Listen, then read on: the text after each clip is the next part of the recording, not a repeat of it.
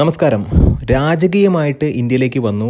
ഒന്ന് രണ്ട് വാഹനങ്ങൾ ഇന്ത്യൻ നിരത്തുകളിലേക്ക് കൊണ്ടുവന്നു. സക്സസ്ഫുള്ളായിട്ട് കമ്പനി ഇപ്പോൾ ഇന്ത്യൻ മാർക്കറ്റ് ഭരിച്ചുകൊണ്ടിരിക്കുകയാണ്. ഞാൻ കിയനെ കുറിച്ചിട്ടാണ് പറയുന്നത്. ഹ്യുണ്ടായുടെ ഒരു സബ്സിഡറി ബ്രാൻഡ് തന്നെയാണ് കിയ എന്ന് നമുക്കറിയാം.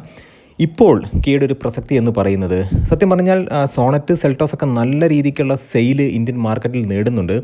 ഞാൻ പണ്ടും പറഞ്ഞ ഒരു കാര്യമാണ്, ലോകത്തിൽ തന്നെ നമ്മൾ നോക്കുകയാണെന്നുണ്ടെങ്കിൽ ഇലക്ട്രിക് കാറുകളിൽ ഏറ്റവും കുറവ് കംപ്ലയിൻസ് ഉള്ളത് കിയയുടെ കാറുകൾക്കാണ്. ഇന്ന് നമ്മൾ പറയാൻ പോകുന്നത് കിയയുടെ ഒരു മൈക്രോ SUV കുറിച്ചിട്ടാണ്. ഓൾമോസ്റ്റ് പഞ്ചിനും അതുപോലെ തന്നെ ഇവരുടെ തന്നെ ഒരു സിബ്ലിംഗ് എന്ന് പറയുന്ന എക്സ്റ്ററിനും നല്ല രീതിക്കുള്ള കോമ്പറ്റീഷൻ കൊടുക്കാൻ കഴിയുന്ന ഒരു സൂപ്പർ ഡ്യൂപ്പർ പ്രോഡക്റ്റാണ് കിയയുടെ ക്ലാവിസ് എന്ന് പറയുന്നത്. 2023 നവംബർ മാസത്തിലാണ് ക്ലാവിസ് എന്ന പേര് ഇന്ത്യയിൽ കിയ പാറ്റൻറ്റ് ചെയ്തത്. ഇന്നത്തെ വീഡിയോയിലൂടെ നമ്മൾ ഡിസ്കസ് ചെയ്യാൻ പോകുന്നത് the all new upcoming Kia ക്ലാവിസിനെ കുറിച്ചിട്ടാണ്. ഈ ഒരു കോണ്ടന്റ് ഇഷ്ടപ്പെടും എന്നൊരു വിശ്വാസത്തിൽ ഏവർക്കും എഞ്ചിൻ ബിയുടെ മറ്റൊരു വ്ളോഗിലേക്ക് ഹാർദമായ സ്വാഗതം. അപ്പോൾ നമ്മുടെ വ്ളോഗൊക്കെ നിങ്ങൾക്ക് ഇഷ്ടപ്പെടുന്നുണ്ട്, അല്ലെങ്കിൽ അതിൽ നിന്ന് ഒരുപാട് ഇൻഫർമേഷനൊക്കെ ലഭിക്കുന്നുണ്ടെങ്കിൽ നമ്മുടെ ചാനലിനെ സപ്പോർട്ട് ചെയ്യണം, സബ്സ്ക്രൈബ് ചെയ്യണം, മാക്സിമം ലൈക്ക് ചെയ്യണം, ഷെയർ ചെയ്യണം, കമൻറ്റ് ചെയ്യണം. എന്തെങ്കിലുമൊക്കെ തെറ്റുകുറ്റങ്ങൾ നമ്മുടെ ഭാഗത്തു നിന്നുണ്ടെങ്കിൽ നമ്മുടെ ഒരു ചാനൽ ഒരു തുടങ്ങിയ അല്ലെങ്കിൽ ഒരു ശൈശവ ദശയിലാണ്. അപ്പോൾ അതുകൊണ്ട് തന്നെ നിങ്ങൾ ക്ഷമിക്കുക, മാക്സിമം നിങ്ങൾ സപ്പോർട്ട് ചെയ്യുക. ഈ മൈക്രോ SUV എന്ന് പറയുന്ന സെഗ്മെൻറ്റ് യഥാർത്ഥത്തിൽ നല്ല പ്രോഫിറ്റ് ഉള്ള ഒരു സെഗ്മെൻറ്റാണ്. അതായത് സാധാരണഗതിയിൽ ഒരു ടോൾ ബോയ് ഹാച്ച് ബാക്ക് വാഹനം വാങ്ങാൻ ആഗ്രഹിക്കുന്ന ഒരാൾ ഒരു മൈക്രോ SUV എന്ന് പറയുന്ന ഒരു കോൺസെപ്റ്റിലേക്ക് പോകാനുള്ള പ്രധാനപ്പെട്ട കാരണം, ഒരു SUV കൈൻഡ് ഓഫ് ലുക്ക്, ആ ഒരു വാഹനം കൊണ്ടു നടക്കുമ്പോൾ കിട്ടുന്ന ഒരു റോഡ് പ്രസൻസ്, അല്ലെങ്കിൽ റോഡിൽ നിന്ന് കിട്ടുന്ന റെസ്പെക്റ്റ്, ഏറ്റവും പ്രധാനപ്പെട്ട കാര്യം അതിൻ്റെ ഗ്രൗണ്ട് ക്ലിയറൻസ്. അപ്പോൾ ആ ഒരു മാർക്കറ്റിംഗ് സ്ട്രാറ്റജി യൂസ് ചെയ്തിട്ടാണ് പല വാഹന നിർമ്മാതാക്കളും, ഇപ്പോൾ നമ്മുടെ ഇഗ്നിസിനെ വരെ മാരുതി സുസുക്കി മൈക്രോ SUV എന്നാണ് വിളിക്കുന്നത്. എനിക്ക് തോന്നുന്നു ഒരു 5-6 വർഷം മുമ്പ് ഇഗ്നിസൊക്കെ അവരുടെ ഒരു ടോൾ ബോയ് കോൺസെപ്റ്റിലുള്ള ഒരു ഹാച്ച് ബാക്ക് വാഹനം മാത്രമായിരുന്നു. അതൊക്കെ പോട്ടെ, ഇപ്പോൾ മൈക്രോ SUV എന്ന് പറഞ്ഞാൽ ഇപ്പോൾ പേഴ്സണലി എന്നോട് ചോദിക്കുകയാണ്, ഒരു മൈക്രോ SUV എന്ന് വിളിക്കാൻ തക്ക ഉള്ളൊരു വാഹനം ഏതാണെന്ന് ചോദിച്ചാൽ ഞാൻ പഞ്ച് ആണെന്നേ പറയുള്ളൂ. അത് മാത്രമല്ല, റെനോയുടെ കൈഗറും അത്യാവശ്യം ഒരു ലുക്കുള്ളൊരു വാഹനമാണ്. പക്ഷേ ഒരു micro SUV kind of look ആ ഒരു വാഹനത്തിനില്ല. എക്സ്റ്ററും അതുപോലെ തന്നെയാണ്. ഒരു മൈക്രോ SUV നമുക്ക് വിളിക്കാൻ കഴിയില്ല, എന്നാലും അത്യാവശ്യം നമുക്ക് ആ ഒരു വിലയ്ക്ക് ഒരുപാട് ഫീച്ചറുണ്ട്, നല്ലൊരു എഞ്ചിനുണ്ട്, 4 സിലിണ്ടർ എഞ്ചിനാണ്. അങ്ങനെയുള്ളതൊക്കെ വെച്ച് നോക്കുമ്പോഴത്തേക്കും മൊത്തത്തിൽ നമ്മൾ നോക്കുമ്പം പഞ്ചാണ് കണ്ടു കഴിഞ്ഞാൽ ഒരു റൈനോ. അവർ റൈനോയെ തന്നെയാണ് ഹൈലൈറ്റ് ചെയ്യുന്നത്. അപ്പോൾ നമ്മൾ വിഷയത്തിൽ നിന്ന് മാറിപ്പോവാണ്.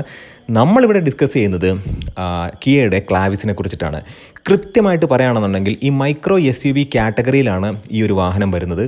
കറക്റ്റായിട്ടുള്ള ബോക്സി കൈൻഡ് ഓഫ് ഡിസൈനിലാണ് ഈ ഒരു വാഹനം വരുന്നത്. പുറമേന്ന് കണ്ടു കഴിഞ്ഞാൽ ചെറിയ വാഹനമാണെന്ന് തോന്നിയാലും അകത്ത് ധാരാളം സ്പേസ് ഉണ്ടായിരിക്കും. അതാണ് ഏറ്റവും പ്രധാനപ്പെട്ട കാര്യം. 2 വേർഷനിൽ ഈ ഒരു വാഹനം വരുന്നുണ്ട്, പെട്രോളിലും അതുമാത്രമല്ല ഇലക്ട്രിക്കലും. നമ്മൾ നേരത്തെ പറഞ്ഞിട്ടുണ്ടായിരുന്നു എക്സ്റ്ററിൻ്റെ ഇലക്ട്രിക്കും വരാൻ പോകുന്നുണ്ട് എന്നുള്ള കാര്യത്തെക്കുറിച്ച്. അപ്പോൾ നമ്മൾ മൊത്തത്തിൽ ഇതിൻ്റെ ഒരു എക്സ്റ്റീരിയർ ഡിസൈൻ നോക്കുകയാണെന്നുണ്ടെങ്കിൽ, ഇപ്പം തെലുങ്കാനയിലാണ് നമ്മുടെ കിയയുടെ പ്ലാന്റ് എന്ന് നമുക്കറിയാം. കാരണം ഇത്രയും അധികം വ്യാവസായികളെ അല്ലെങ്കിൽ വ്യവസായ സംരംഭകരെ ഇൻവൈറ്റ് ചെയ്യുന്ന ഒരു സംസ്ഥാനം വേറെയില്ല. ഇന്ത്യയിൽ നിന്നൊക്കെ പല നല്ല വ്യവസായികളും തെലുങ്കാനയിലേക്ക് പോയത് നമുക്ക് ഇപ്പോൾ ഓർക്കാം. അപ്പോൾ അതൊക്കെ മാറ്റി നിർത്താം. അപ്പോൾ തെലുങ്കാനയിലും ഹൈദരാബാദിലും ഈ ഒരു വാഹനത്തിൻ്റെ ടെസ്റ്റ് ഡ്രൈവ് കണ്ടിന്യൂസ് ആയിട്ട് നടക്കുന്നുണ്ട്. ക്യാമോഫ്ലാജ് ചെയ്തിട്ടുള്ള ടെസ്റ്റ് ഡ്രൈവുകളാണ് നടന്നുകൊണ്ടിരിക്കുന്നത്. 2023 നവംബർ മാസത്തിലാണ് കമ്പനി ക്ലാവിസ് എന്ന പേര് ഇന്ത്യയിൽ രജിസ്റ്റർ ചെയ്തിട്ടുള്ളത്. മൊത്തത്തിൽ നോക്കുകയാണെന്നുണ്ടെങ്കിൽ നമ്മുടെ കിയയുടെ EV5 കണ്ടിട്ടുള്ള രീതിക്കുള്ള ഒരു ഡിസൈൻ ലാംഗ്വേജ് ആണ് ഈ ഒരു വാഹനത്തിനും കാണുന്നത്. വെർട്ടിക്കലായിട്ടുള്ള ഡേ ടൈം റണ്ണിങ് ലൈറ്റുകൾ നമുക്ക് കാണാൻ കഴിയും. അതുമാത്രമല്ല, നമ്മളൊന്ന് സൂം ചെയ്ത് നോക്കുകയാണെന്നുണ്ടെങ്കിൽ അഡാസിൻ്റെ പ്രൊവിഷൻസ് അവിടെ കാണുന്നുണ്ട്. അതുകൊണ്ട് തന്നെ ഈ ഒരു വാഹനത്തിൽ ലെവൽ 2 അഡാസ് ഫീച്ചേഴ്സ് ഉണ്ടായിരിക്കും. ക്യാമറ ബേസ്ഡ് ആയിട്ടുള്ള അഡാസ് അല്ല, സെൻസർ ബേസ്ഡ് ആയിട്ടുള്ള ലെവൽ 2 അഡാസ് ഫീച്ചേഴ്സ് തീർച്ചയായിട്ടും ഉണ്ടായിരിക്കും. 360 ഡിഗ്രി ക്യാമറ എന്തായാലും ഈ ഒരു വാഹനത്തിൽ ഉണ്ടായിരിക്കും. കാരണം കിയ ഒരിക്കലും ഫീച്ചറുകൾ കുറയ്ക്കില്ല എന്നുള്ളൊരു കാര്യം 100% ഉറപ്പാണ്. അത് മാത്രമല്ല, ബിഗ് പനോരമിക് സൺറൂഫ് ഈ ഒരു വാഹനത്തിലുണ്ടായിരിക്കും. മഹീന്ദ്രയുടെ 3XO എന്ന് പറയുന്ന വാഹനമാണ് ആദ്യമായിട്ട് ബിഗ് പനോരമിക് സൺറൂഫ് കൊണ്ടുവരുന്നത്. ആ ഒരു വാഹനം ലോഞ്ച് ചെയ്തിട്ടില്ല. അതുകൊണ്ട് തന്നെ ഈ ഒരു വാഹനത്തിലും വലിയൊരു പനോരമിക് സൺറൂഫ് ഉണ്ട് എന്നുള്ളൊരു കാര്യം നമ്മൾ എടുത്തു പറയേണ്ടതായിട്ടുണ്ട്. ഇതിൻ്റെ സൈഡ് നമ്മൾ നോക്കുകയാണെന്നുണ്ടെങ്കിൽ നമ്മൾ എടുത്തു പറഞ്ഞ ഒരു കാര്യം 16 ഇഞ്ചിൻ്റെ അലോയ് വീൽസ് ആണ്. പക്ഷേ ഈ അലോയ് ഒന്ന് ശ്രദ്ധിച്ച് കഴിഞ്ഞിട്ടുണ്ടെങ്കിൽ ഇത് ശരിക്കും പറഞ്ഞിട്ടുണ്ടെങ്കിൽ MRFൻ്റെ ടയേഴ്സാണ് വന്നിട്ടുള്ളത്. അലോയ് എന്ന് പറയുന്നത് ഇലക്ട്രിക് കാറിൻ്റെ അലോയ് ആണ്. അപ്പം വേൾഡ് വൈഡൊക്കെ നമ്മൾ കാണുന്ന കിയയുടെ പല ഇലക്ട്രിക് കാറിൻ്റെയും അലോയിയോട് സാദൃശ്യമുള്ളൊരു അലോയ് ആണ്. അതുകൊണ്ട് തന്നെ ഇതൊരു ഇലക്ട്രിക് വേർഷൻ ആണെന്ന് നമുക്ക് അനുമാനിക്കാം. തീർച്ചയായിട്ടും എടുത്തു പറയണം മറ്റൊരു കാര്യം എന്ന് പറഞ്ഞിട്ടുണ്ടെങ്കിൽ ഈ ഒരു വാഹനത്തിൻ്റെ ബാക്കിലെ ഡിസൈനാണ്. ശരിക്കും പറഞ്ഞു കഴിഞ്ഞാൽ ഒരു ബോക്സി കൈൻഡ് ഓഫ് ഡിസൈനാണ്. നമ്മൾ സ്കോർപ്പിയോയിലൊക്കെ കണ്ടിട്ടുള്ളതുപോലെ കുറച്ച് ഉയർന്നു നിൽക്കുന്ന ബ്രേക്ക് ലൈറ്റിന് മുകളിലുള്ള ആ ഒരു ഇൻഡിക്കേറ്റർ ലൈറ്റുകളൊക്കെ നമുക്കവിടെ കാണാൻ കഴിയുന്നുണ്ട്. അത് മാത്രമല്ല ഈ ഒരു വാഹനത്തിൻ്റെ ഇൻറ്റീരിയറിലേക്ക് നമ്മൾ നോക്കുമ്പോഴത്തേക്കും എക്സ്പെഷ്യലി ഇതിൻ്റെ ഡ്രൈവർ സീറ്റ് ഇലക്ട്രിക്കലി അഡ്ജസ്റ്റബിളും അതുമാത്രമല്ല വെന്റിലേറ്റഡ് സീറ്റിൻ്റെ ഓപ്ഷൻ അവിടെ ഉണ്ടായിരിക്കും. അത് ഡ്രൈവറിന് മാത്രമായിരിക്കും. 10.25 ഇഞ്ചിൻ്റെ മാസീവായിട്ടുള്ള ഇൻഫോർടൈൻമെൻറ്റ് സിസ്റ്റവും ഇൻസ്ട്രുമെൻറ്റ് ക്ലസ്റ്ററും. ഇൻസ്ട്രുമെൻറ്റ് ക്ലസ്റ്റർ എന്ന് പറഞ്ഞിട്ടുണ്ടെങ്കിലും ഇൻഫോർടൈൻമെൻറ്റ് സിസ്റ്റം ആയാലും ഫുള്ളി ഡിജിറ്റൽ ആയിരിക്കും. അതാണ് ഏറ്റവും പ്രധാനപ്പെട്ട കാര്യം. ഹെഡ് അപ്പ് ഡിസ്പ്ലേ ഉണ്ടാകും എന്ന് പറയുന്നുണ്ട്, പക്ഷേ നമ്മളത് കൺഫേം ചെയ്യുന്നില്ല. 16 ഇഞ്ചിൻ്റെ അലോയ് വീൽസ് തീർച്ചയായിട്ടും ഈ ഒരു വാഹനത്തിലേക്ക് വരും. 16 ഇഞ്ച് തന്നെയായിരിക്കും ടയേഴ്സ്. MRFൻ്റെ ഒരു പ്രത്യേക തരം ടയേഴ്സാണ് യൂസ് ചെയ്യുന്നത് എന്നാണ് ഇപ്പോൾ മനസ്സിലാക്കാൻ കഴിഞ്ഞിട്ടുള്ളത്. മാത്രമല്ല നമ്മൾ ഈ വാഹനത്തിലേക്ക് നോക്കുമ്പോഴത്തേക്കും ഒരുപാട് പാർട്ട് ഷെയറിങ് നമുക്ക് കാണാൻ കഴിയില്ല എന്നുള്ളതാണ് ഏറ്റവും പ്രധാനപ്പെട്ട കാര്യം എന്ന് പറയുന്നത്. ഓട്ടോ ഡിമ്മിങ് IRBM ഉണ്ട്, ഓട്ടോമാറ്റിക് ആയിട്ടുള്ള ഹെഡ് ലാമ്പ് ഉണ്ട്. അത് മാത്രമല്ല പാഡിൽ ഷിഫ്റ്റേഴ്സ് ഈ ഒരു വാഹനത്തിലേക്കും തീർച്ചയായിട്ടും വരും. ഏതൊക്കെ തരം ഓട്ടോമാറ്റിക് ട്രാൻസ്മിഷൻ ആണെന്നുള്ളത് നമ്മൾ അടുത്തൊരു സെഗ്മെൻറ്റിൽ പറയുന്നുണ്ട്.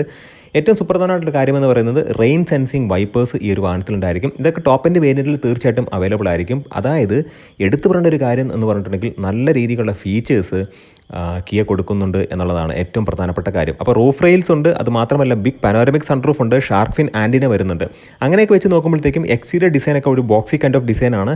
അത് മാത്രമല്ല EV5 നമ്മളൊന്ന് താരതമ്യപ്പെടുത്തുമ്പോഴത്തേക്കും അതിൻ്റെ ഒരുപാട് എലമെൻറ്റ്സ് നമുക്കിവിടെ കാണാൻ കഴിയുന്നുണ്ട്. വെന്റിലേറ്റഡ് സീറ്റ് ഡ്രൈവർ സൈഡിൽ എന്തായാലും ഉണ്ടായിരിക്കും. ഞാനത് ഓൾറെഡി പറഞ്ഞതാണ്. എഡാസ് എന്ന് പറയുന്നത് ലെവൽ 2 ആണ്. അതാണ് ഏറ്റവും പ്രധാനപ്പെട്ട കാര്യം.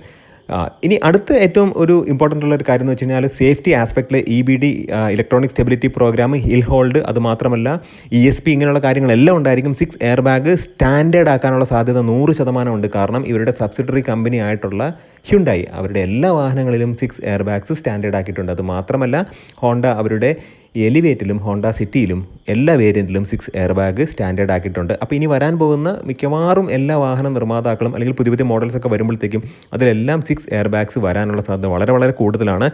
ഇനി മറ്റൊരു സുപ്രധാനമായിട്ടൊരു കാര്യം എന്ന് പറയുന്നത് ഓട്ടോമാറ്റിക് ട്രാൻസ്മിഷനെ കുറിച്ചിട്ടാണ്. ഈ വാഹനത്തിൽ 2 തരം എഞ്ചിൻ വരുന്നുണ്ട്. 1.2 നാച്ചുറലി ആസ്പിറേറ്റഡ് പെട്രോൾ എഞ്ചിൻ ആയിരിക്കും. അത് 5 സ്പീഡ് മാനുവൽ ട്രാൻസ്മിഷനിലായിരിക്കും വരുന്നത്. 83 PS പവറും അപ്രോക്സിമേറ്റ്ലി 115 Nm ടോർക്കുമാണ് ജനറേറ്റ് ചെയ്യുന്നത്. അത് മാത്രമല്ല ഒരു ടർബോ വേർഷനും ഉണ്ടായിരിക്കും. അതിൽ 6 സ്പീഡ് IMT എന്ന് പറഞ്ഞിട്ടുണ്ടെങ്കിൽ ഒരു തരത്തിലുള്ള ഒരു CVT എന്ന് നമുക്ക് പറയാം. അത് മാത്രമല്ല 7 സ്പീഡ് DCT ട്രാൻസ്മിഷൻ ഉണ്ടായിരിക്കും. അപ്പോൾ ഈ എൻജിൻ ഡെലിവറി ചെയ്യുന്ന പവർ എന്ന് പറയുന്നത് അപ്രോക്സിമേറ്റ്ലി ഒരു 118-119 PS പവറും ഒരു 170 Nm ടോർക്കും. പക്ഷേ എനിക്ക് തോന്നുന്നില്ല നമ്മുടെ സോണറ്റിൽ കൊടുത്തിട്ടുള്ള അതേ എൻജിൻ തന്നെ ഇവിടെ കൊടുക്കും. ഒന്ന് റീട്യൂൺ ചെയ്യാനുള്ള സാധ്യത തീർച്ചയായിട്ടുമുണ്ട്. ഇനിയിപ്പോൾ ഇലക്ട്രിക് കാർ എന്തായാലും അല്ലെങ്കിൽ ഇതിൻ്റെ ഒരു സെയിം ഇലക്ട്രിക് വേർഷൻ വരുന്നുണ്ട്. അതിനിവർ ക്ലെയിം ചെയ്യാൻ പോകുന്ന ഒരു റേഞ്ച് എന്ന് പറഞ്ഞു കഴിഞ്ഞാൽ 350 മുതൽ 420 ഇടയ്ക്കായിരിക്കും എന്നാണ് ഇപ്പോൾ അറിയാൻ കഴിഞ്ഞിട്ടുള്ളത്. നമുക്ക് അതൊരിക്കലും കൺഫേം ചെയ്യാൻ കഴിയില്ല. എന്നാലും ഇതിൻ്റെ ഒരു ഇടയ്ക്കായിരിക്കും തീർച്ചയായിട്ടും വരുന്നത്. അപ്പോൾ ഇതിൻ്റെ ഒരു പ്രൈസിംഗ് എന്ന് പറയുന്നത് ഇലക്ട്രിക് കാറിൻ്റെ കാര്യമാണ് ഞാൻ പറയുന്നത്. ഒരു 15 ലക്ഷം മുതൽ 17 ലക്ഷം വരെയൊക്കെ ആകാനുള്ള സാധ്യതയുണ്ട്. പക്ഷേ പെട്രോൾ കാർ അല്ലെങ്കിൽ പെട്രോൾ ക്ലാവിസ് എന്ന് പറയുന്ന വാഹനത്തിൻ്റെ പ്രൈസിംഗ് എന്ന് പറയുന്നത് നമുക്ക് ഇപ്പോൾ തീർച്ചയായിട്ടും എക്സ്റ്ററുമായിട്ട് കോമ്പീറ്റ് ചെയ്യത്തക്ക രീതിയിലും പഞ്ചുമായിട്ട് കോമ്പീറ്റ് ചെയ്യത്തക്ക രീതിയിലൊക്കെ ആയിരിക്കും വരാൻ പോകുന്നത്. അപ്പോൾ തീർച്ചയായിട്ടും എക്സ്റ്റർ എന്ന് പറയുന്ന വാഹനം ഇപ്പോൾ റീസെൻ്റായിട്ട് ലോഞ്ച് ചെയ്ത ഒരു വാഹനമാണ്.